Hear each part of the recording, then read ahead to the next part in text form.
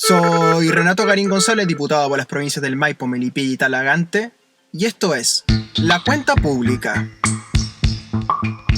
La Cuenta Pública, nuestro programa de información y análisis con todo lo que ocurre en la crisis del coronavirus, el COVID-19 que se ha tomado a la agenda nacional e internacional. Vamos a estar haciendo un repaso con todo lo que ocurre en ese respecto, pero sobre todo vamos a estar analizando la crisis que vive la coalición de gobierno chilena, Chile Vamos, conducida por el presidente de la República, Sebastián Piñera, y su ministro del Interior, Gonzalo Blumel, junto a presidentes de partidos, Jacqueline Van Rysselberghe de la UDI, Hernán Larraín Mate de Evópoli, y el protagonista de las últimas semanas y últimos meses, el presidente de Renovación Nacional, Mario Desbordes, quien, si me permiten la metáfora, realmente ha logrado desbordar el liderazgo del presidente Piñera. Aquí comienza entonces La Cuenta Pública. Y antes de entrar en materia, por supuesto, quiero saludar a todos quienes me siguen en el Facebook, en el Instagram, en el Twitter. Renato Garín Diputado, búscame. Somos una comunidad de más de 50.000 personas en cada red social. También, si estás escuchando este podcast por Spotify o por Apple Podcast, recomienda este playlist. Ya son más de 40 episodios de análisis e información de La Cuenta Pública, con todo lo que ocurrió el año pasado, todo lo que está ocurriendo con el coronavirus. Y aquí comenzamos con un nuevo análisis ya en las postrimerías del mes de julio, comenzando la mayor crisis política que está enfrentando el presidente Piñera en lo que va de su mandato, lo que ya es mucho decir.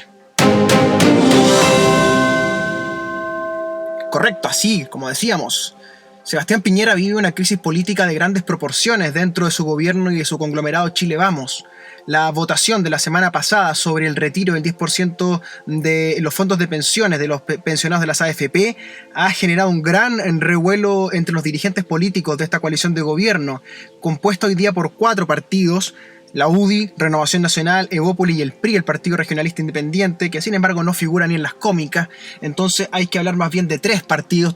que están organizados en todo Chile, 3 partidos que influyen en el comité político, 3 partidos que tienen parlamentarios. Evópoli ha sido el más cuadrado con el gobierno, probablemente porque tiene la bancada de diputados más chiquita, 7 diputados más el senador Felipe Kast, que fue el precandidato presidencial, recordemos, de Evópoli en las primarias de Chile Vamos. Los de Evópoli se han mantenido muy firmes respecto a estar en contra del retiro del 10% de las AFP. En el partido de la UDI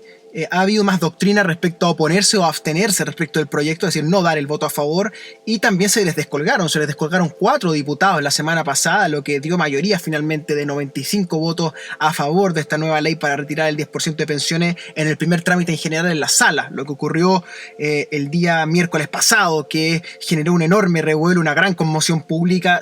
que pareció mover el buque del gobierno, especialmente en el Partido Renovación Nacional, presidido por Mario Desbordes. Mario Desbordes es más o menos desde el 15 de noviembre en adelante la vedette de la política chilena, aplaudido desde la izquierda, aplaudido por los grupos hegemónicos en la prensa, por sus gestiones para llevar a cabo el plebiscito nacional sobre la cuestión constituyente y el acuerdo que se tejió aquella noche de noviembre. Sin embargo, se le han ido abriendo a Mario Desbordes flancos internos, sobre todo liderados por el grupo del senador Andrea Lamán, que en conjunto con el presidente de la Cámara de Diputados, Diego Paulsen, el jefe de la máxima corporación hoy día que organizan los diputados, está en contra de Mario Desbordes, como también lo está, por ejemplo, Diego Chalper,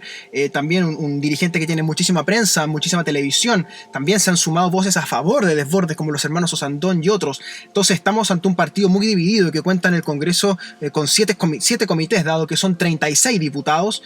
una de las bancadas más grandes de la historia de Chile, comparable, por ejemplo, a la DC de los 60, por ejemplo, a los liberales de finales del siglo XIX. 30 diputados sobre un régimen de 155 es bastante, y eso lo hacen sentir con gran presión los diputados de Renovación Nacional por donde ha pasado la política en la última semana. Si hubiera que hacer una autocrítica, es que la oposición no logra hacer pasar por ella la energía, sino que la energía pasa ya sea por los alcaldes o por la oposición parlamentaria que le hacen los partidos de Chile Vamos al gobierno. En ese sentido, entonces, la cuestión que se ha abierto, que se ha propiciado con la ley del 10% del retiro de las AFP, generó un terremoto político al interior del gabinete del presidente Piñera. Inmediatamente aprobada en general la ley, se comenzó a especular con un cambio de gabinete que podría incluir a los ministros de Evópoli, Briones y Blumel, y por supuesto Evópoli, para poder darle respaldo, darle espaldas a sus ministros, tiene que salir a cuadrarse con el gobierno inmediatamente y vota en contra entonces del proyecto del 10%. Aún así, la presión sobre Blumel ha sido enorme, tanto en la UDI como en RN, y es en RN, vuelvo a insistir, partirte de donde está la acción política en Chile hoy día, con diversas facciones que se disputan el control interno, que Mario Desbordes mantiene con cierto aire totémico la conducción política del partido. Mario Desbordes pareciera ser una resemblanza de la vieja derecha radical de mediados de siglo. De hecho, detrás de Mario Desbordes está un filósofo, Hugo Herrera, quien tiene todas estas tesis de una derecha republicana y popular que muchos otros, por ejemplo los Chicago gremialistas, Jaime Belolo y otros, consideran que esa derecha es una derecha más bien populista, es decir, se acusan de tener sesgos ideológicos, unos de populistas, los otros de Chicago gremialistas neoliberales, por así decirlo. Y así es como la derecha se ha ido desmembrando, tal como está desmembrada la oposición en numerosas tesis políticas, en varias organizaciones políticas, en diversos colectivos que no confluyen nunca en fuerza hegemónica y mayoritaria. Hoy día la centro-derecha en el gobierno tiene 71 parlamentarios más Ignacio Urrutia, que es militante del Partido Republicano José Antonio Kast, por ende no lo cuento dentro del conglomerado de Chile Vamos. Por ende, Chile Vamos tiene una buena cantidad de diputados y diputadas para poder oponerse a proyectos de ley como el que estamos comentando sobre el 10% del retiro de las AFP, pero no lo logran, y no lo logran por la diversidad de tesis que habitan dentro de la derecha y también el despelote que se ha hecho parte y carne de la política chilena hoy en día. En este sentido, el presidente de la República, como hemos venido comentando las semanas anteriores, es un liderazgo que está desbordado por Desbordes, por un lado, por supuesto políticamente en RN, y también desbordado por la propia institución presidencial que está colapsando frente a nuestros ojos, ¿verdad? Los propios errores de Piñera y sobre todo el protagonismo que ha ido ganando sus asesores, su segundo piso y otros, tienen consecuencias políticas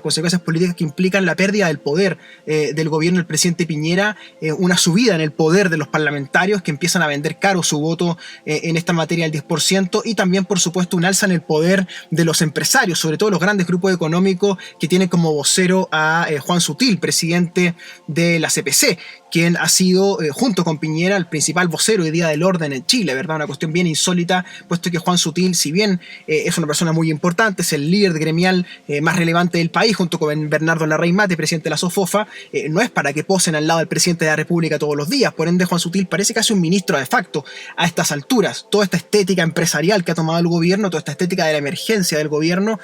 se ha ido entonces ramificando hacia los diversos aspectos de gestión, y hoy día tienen verdaderamente friccionada, colapsada quizás la coalición de gobierno, que a su vez tiene también muy buenas perspectivas para ganar el poder nuevamente con un candidato como Joaquín Lavín, que sin embargo se muestra más bien díscolo de las conducciones, puesto que Joaquín Lavín está con el apruebo respecto a la convención constituyente y está también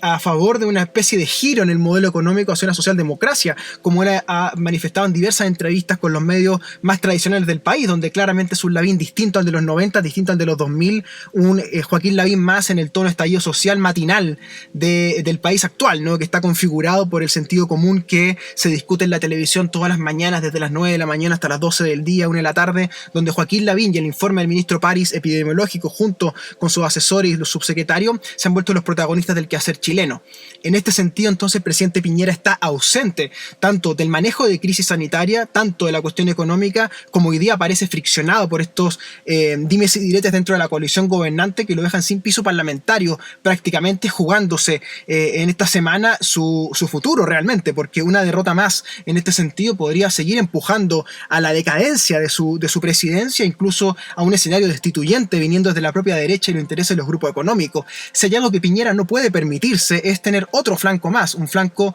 con los grupos económicos y con los grupos empresariales que conducen el país. Piñera ya tiene un importante flanco social a partir de octubre, tiene un flanco de los derechos humanos con todo lo que ocurrió con las mutilaciones oculares y las muertes que ocurrieron respecto a la represión policial que ha vivido Chile desde octubre en adelante. Ahora se anota la crisis del coronavirus, no puede anotarse también frente a los grupos económicos una crisis bursátil, una crisis de los fondos de pensiones que involucre las grandes fortunas del país, ¿no? Entonces Piñera se cuida muchísimo y aparece, por supuesto, parapetado por la prensa hegemónica, en este sentido sobre todo Canal 13 y La Tercera, el principal diario hoy día del país con mayor difusión incluso que el Mercurio, aunque el Mercurio también se suma, por supuesto, en lo suyo, haciendo presión televisión, ¿verdad? Con columnas de opinión, con editoriales, hablando sobre lo malo que es la idea, según ellos, del 10% del retiro, vistiendo todos esos argumentos con una serie de exministros de la Concertación, de la nueva mayoría, incluso algunos especialistas más de izquierda, que empiezan entonces a hablar sobre lo malo que es esta idea, construyendo entonces un sentido común en contra del retiro del 10%, y aún así las encuestas y los estudios de opinión siguen hablando de casi un 90% de personas que estaría a favor de este retiro de pensiones, y cuando uno mira los números, como lo hicimos en el episodio pasado de la cuenta pública, no parece tan poco razonable, no parece una locura del otro planeta, ¿verdad? Que se haga un retiro del 10%, el orden de 20.000 millones de dólares, 15.000, 20.000 millones de dólares de los fondos de pensiones, y que esto las personas lo tengan para liquidez familiar y liquidez personal. Aún así, la polémica tiene que ver con la estructura económica del país. Es una polémica que involucra cómo se gastan los fondos de pensiones, los cuales, para hacer números gruesos, podemos decir que están distribuidos más o menos de un total de 200.000 millones de dólares, para hablar de todo el paquete de plata que hay en los fondos de pensiones. Más o menos 120.000 millones de dólares están en Chile y otros 80.000 están fuera de Chile. Los que están en Chile, de los 120.000 millones de dólares, están 40.000 de esos en poder del Estado en formato de deuda de bono soberano, que vaya a saber uno cuándo el Estado los va a pagar. Otros 40.000 están en la banca, en el sistema bancario, donde la AFP en el fondo prestan dinero a los grandes bancos, que a su vez lo prestan a sus usuarios a tasas mayores, y el otro paquete de 40.000 está distribuido en los grupos económicos de la Bolsa de Comercio y los bonos de las empresas. Grandes grupos económicos como el grupo Luxic, el grupo Sayel, el grupo Angelini, el grupo Mate, el grupo Yarur, el grupo Said, por ejemplo. El propio Luxic, ¿verdad?, ha sido protagonista de últimas semanas porque su gerente legal, Rodrigo Kinspeter, quien es exministro del Interior y exministro de Defensa en Chile, hoy ex gerente legal de Quiñenco, el grupo empresarial de los Luxic, salió muy duro a hablar en contra del gobierno, en contra del ministro del Interior, a criticar la conducción política del gobierno respecto a este tema, claramente, ¿verdad?, en un concubinato, en un conflicto de intereses ahí con el grupo Luxic, que defiende,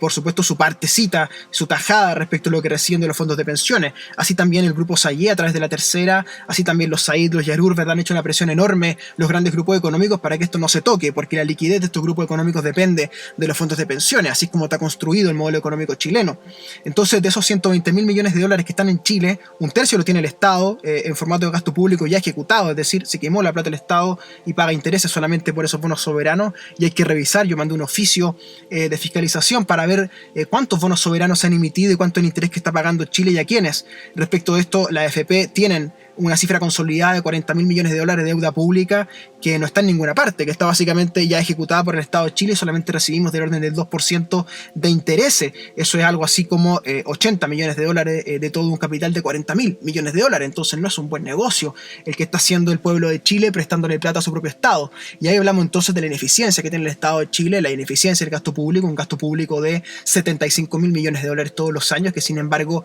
nos tiene con los hospitales lloviéndose y con los colegios públicos con baños inutilizables por sus estudiantes, entre otras cosas, ¿no? Un gasto público que no se sabe dónde está.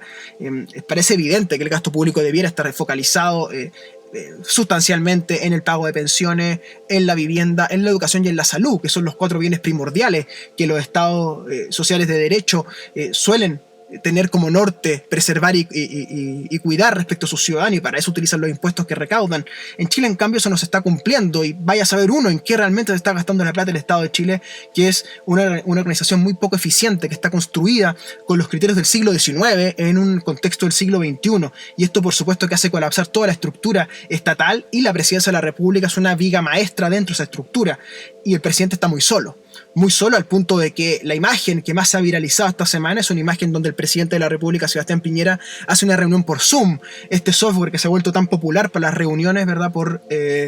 por modos telemáticos, ¿verdad?, utilizando una webcam y un micrófono. Las personas se reúnen mediante pantallas y el presidente aparece en una foto en el comedor presidencial, en uno de los salones más grandes de la Moneda, con un televisor delante, y él con una cámara delante, entonces llevando a cabo una reunión con los jefes de partido y los jefes de bancada de la coalición gobernante para poder ordenar los votos e impedir que el proyecto del 10% del retiro de la AFP siga avanzando. Aún así, con todas estas movidas, todos estos intentos, Piñera volvió a salir a la carga con un nuevo plan de ayuda para la clase media, ofreciendo un bono de 500.000 pesos, el bono más grande en la historia de Chile, hay que decirlo, para tratar de frenar el clima respecto del retiro.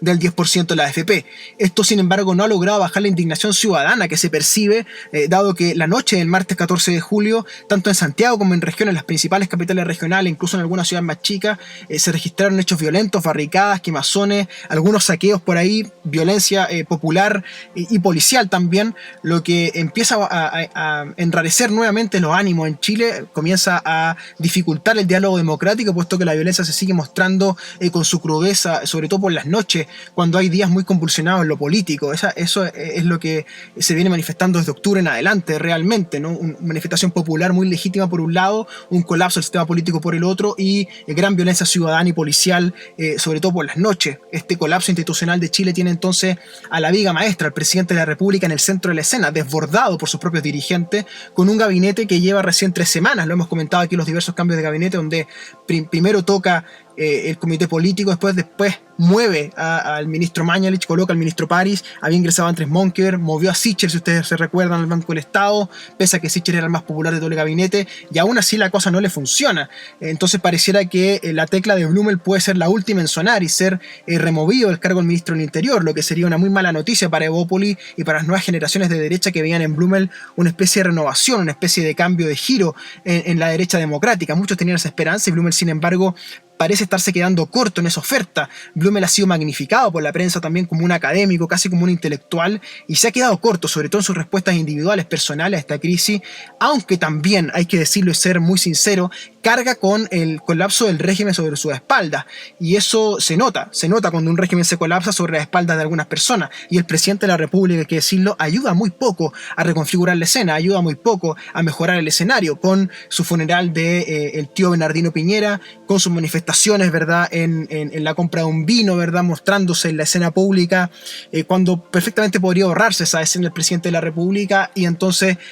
configurar un mejor clima ciudadano. Cuando uno mira las encuestas, la aprobación al presidente, si bien había subido en las principales encuestas del país, ahora ha vuelto a bajar, incluso la encuesta Academia registra una baja de 10 puntos en las últimas 6 semanas, lo que se condice con el mal manejo individual que tiene el presidente, que le termina cargando la mano también a sus ministros, sobre todo a los que cargan con el comité político, como son Blumel, Rubilar, hoy día Monkever, que se ha integrado al comité político, Briones, que lo integra como ministro de Hacienda, y por supuesto el ministro Alvarado, quien es quien debe conducir el manejo parlamentario del gobierno, un ministro que hace bastante bien su pega. Alvarado, que fue ex parlamentario durante 2-3 periodos por el sur, por Chiloé, tiene realmente un muy buen registro parlamentario, es un buen legislador, por ende es un buen ministro en ese cargo, pero él responde a las órdenes del presidente de la República y a su comité político, que no está funcionando lo fusible, y se estima que hay mucho poder, demasiado poder, en las manos de Cristian Larroulet, el jefe del segundo piso de los asesores del presidente de la República, ex ministro Sexpress, ¿verdad?, de quien Gonzalo Blumel fue asesor prácticamente toda su carrera dentro del piñerismo. Entonces, cuando el presidente, junto con su principal asesor del segundo piso, se parapetan en el poder, ¿verdad?, y se encierran en la moneda, terminan cortando los puentes con la derecha parlamentaria, y eso les permite a los líderes parlamentarios de la derecha más díscola configurarle una derrota al gobierno en el Parlamento y una crisis política tremenda al gabinete que tiene que conducir esta crisis del COVID-19, la cual sigue por el otro lado creciendo, puesto que los contagios y los muertos siguen aumentando.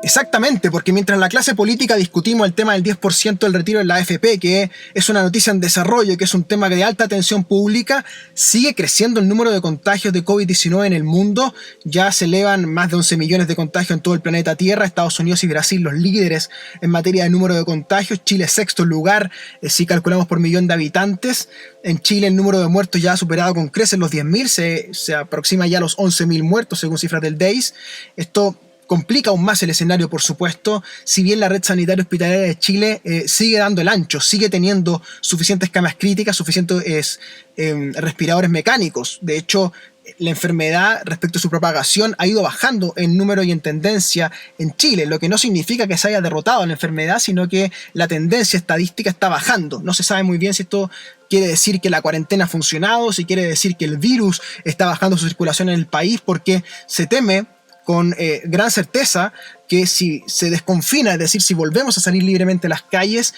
volverá el virus con gran intensidad y esto obligará a nuevas cuarentenas y esto será aún peor para la economía y para las redes sanitarias hospitalarias. Entonces el gobierno se está tomando con andina realmente, con mucha calma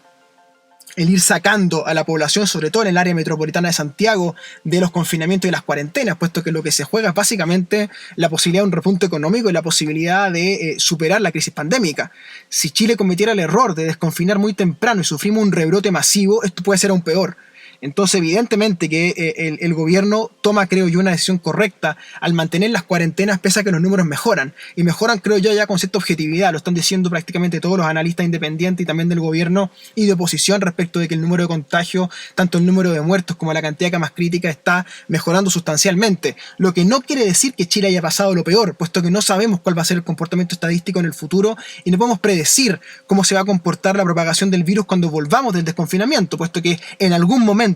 aunque ya esto parece inverosímil, vamos a salir de la cuarentena y vamos a salir de los toques de queda. El estado de excepción tiene que acabarse en algún momento, volver a una democracia normal, volver a pensar incluso en el plebiscito de octubre, pero tenemos que entender también que los mecanismos de propagación del virus, estadísticamente hablando, van con independencia de la vida, según cómo la hagamos. Entonces, si nos desconfinamos y hacemos una cuarentena más blanda, lo que puede pasar es que venga un rebrote o un contagio masivo que complique el escenario en Chile, que haga imposible el plebiscito, quizás que magnifique la crisis económica y que nos invite nuevamente a pensar incluso en cuarentena hasta finales de año. Entonces el gobierno tiene que ir con mucha calma respecto de si va a sacar alguna zona de Santiago de cuarentena y qué va a implicar eso en términos de transporte de personas, en términos de circulaciones. Ha bajado también el número de permisos que se entregan, aunque algunos días se siguen tocando pics, incluso algunas semanas se toca 1 millón de permisos, lo que es francamente alto para la región metropolitana, y estamos hablando entonces que continúa una circulación más o menos alta, aunque las cuarentenas se están aplicando supuestamente con gran rigor y mucho sentido de lo estricto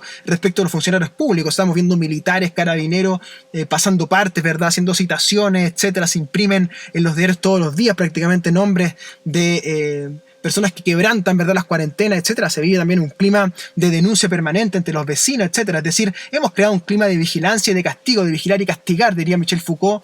que en algún momento tiene que terminar. Y si termina más temprano de lo recomendable, podemos empeorar el fenómeno. Pero aún así es difícil que esta dinámica social que ha surgido con lo chato que está el país realmente de este confinamiento, con la crisis política que se está respirando, que esto se mantenga. Es decir, en algún momento hay que pensar en el fin de las cuarentenas y el fin del confinamiento, pero a la vez hay que tener claro que la estadística del virus es inmanejable y que si salimos de las cuarentenas muy temprano, esto puede ser muchísimo peor.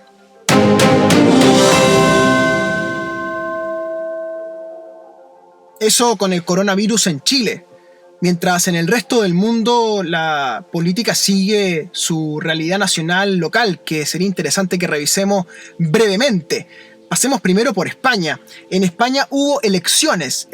regionales, tanto en Galicia como en el País Vasco. Son las elecciones gallegas y vascas que se hacen juntas y que han tenido como ganador en el País Vasco al PNV, el Partido Nacionalista Vasco, que lleva gobernando ya casi 50 años en el País Vasco, donde son mayoría relativa y configuran después una mayoría total o absoluta en el Parlamento Vasco. Allí las formaciones políticas tradicionales del Estado central español, como son el Partido Popular de la derecha y el Partido Socialista Obrero Español, son más bien débiles y se vive más bien una clave de origen nacionalista, podríamos decir, para ser breve, aunque también de tintes populistas, de tintes distintos a lo que estamos acostumbrados en la política nacional española. En las elecciones del Partido Nacionalista Vasco, entonces, consigue una mayoría interesante y también lo hace Bildu. Bildu es el partido que es los continuadores históricos de Batasuna. Batasuna, que es el partido político formado por la ETA en su momento. Bildu carga con una memoria histórica muy compleja, de haber sido fundado básicamente o ser una reforma de un partido vinculado al extremismo terrorista en el País Vasco, ¿no? Que recordemos los coches bombas que instalaba la ETA para promover la causa nacionalista vasca. Es decir,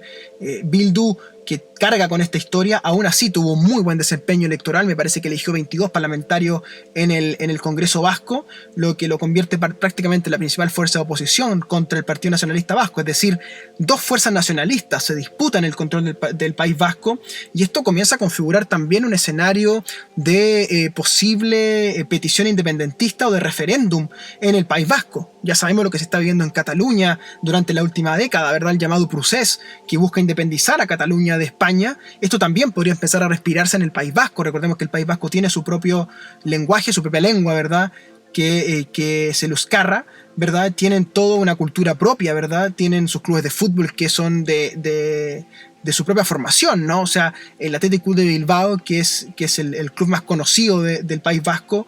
solamente tiene jugadores vascos en su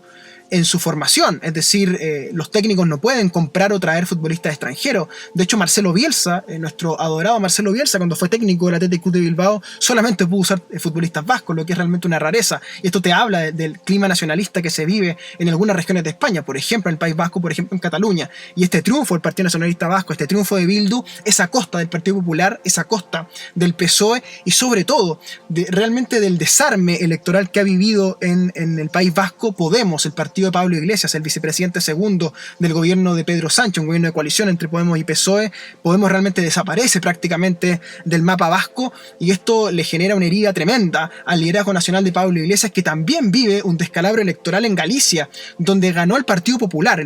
de la derecha española, ganó con una mayoría cómoda realmente, como lo viene haciendo en las últimas elecciones gallegas, y allí también Podemos se desarma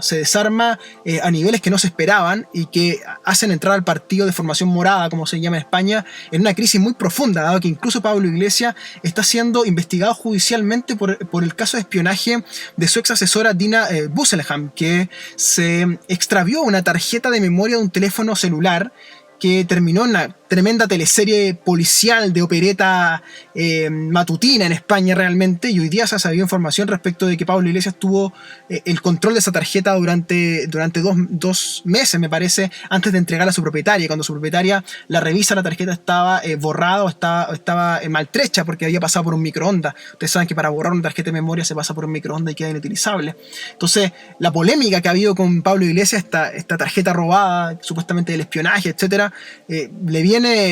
en una cazuela junto con las elecciones gallegas, junto con las elecciones vascas, donde Podemos se empieza a desarmar y la crisis política de Podemos, la formación morada, como le llaman en España, es cada vez más profunda. Y esto también tiene consecuencias en el gobierno central que conduce Pedro Sánchez, que articuló una coalición bastante amplia con Podemos y consiguió la abstención de los grupos nacionalistas, tanto de los catalanes como de los vascos. Entonces, mucho ojo con lo que está ocurriendo en España, puesto que este escenario de desgobierno que se respira en todo el mundo también le está pasando la cuenta a Pedro Sánchez y puede haber novedades en la madre patria.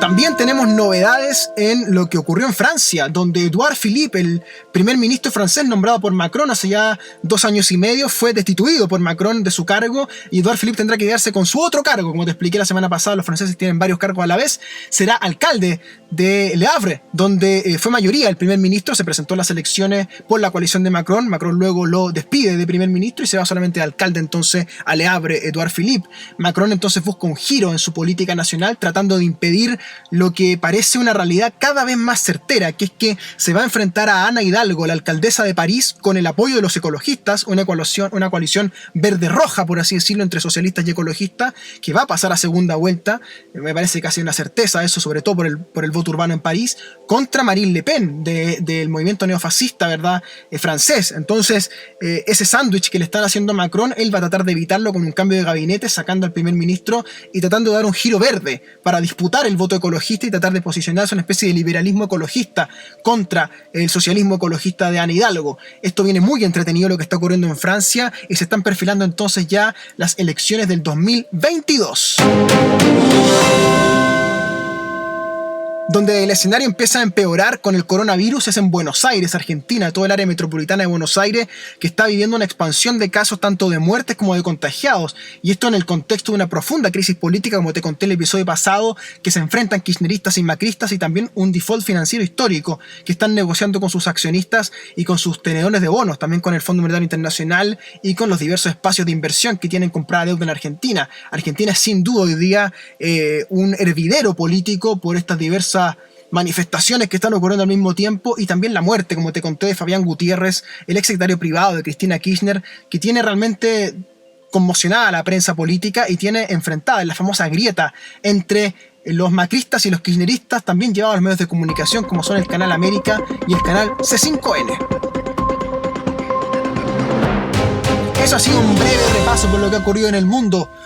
Lo que está ocurriendo en Chile con la crisis del gobierno, lo que está ocurriendo con el 10% de las AFP, lo que ocurre con el COVID-19, todo lo hemos revisado por la cuenta pública. Y quiero saludar especialmente a todos mis vecinos y vecinos que me siguen a través de la radio Ignacio Serrano en toda la provincia de Melipilla. Nos juntamos todos los domingos a las 8 de la tarde para comentar la realidad en la cuenta pública. Y lo mismo para todos quienes siguen a la radio Contacto en la provincia de Talagante, El Monte, Padre Hurtado, en la de Maipo, Peñaflor, Talagante, la más escuchada en toda la zona urbana de la provincia. Me escuchan por Radio Contacto todos los miércoles al mediodía. Nos juntamos, nos reunimos y hacemos juntos este programa, que es un gran esfuerzo que hago para toda mi comunidad. Por supuesto, te pido que te sigas cuidando del coronavirus, que cuida a tu familia, especialmente adultos mayores, y que no creas que esto ya pasó. El virus sigue circulando, puedes contagiarte, y cuando te contagias la historia cambia mucho. Por favor, cuídate. Un gran abrazo. Soy tu diputado Renato Garín González y esto fue La Cuenta Pública.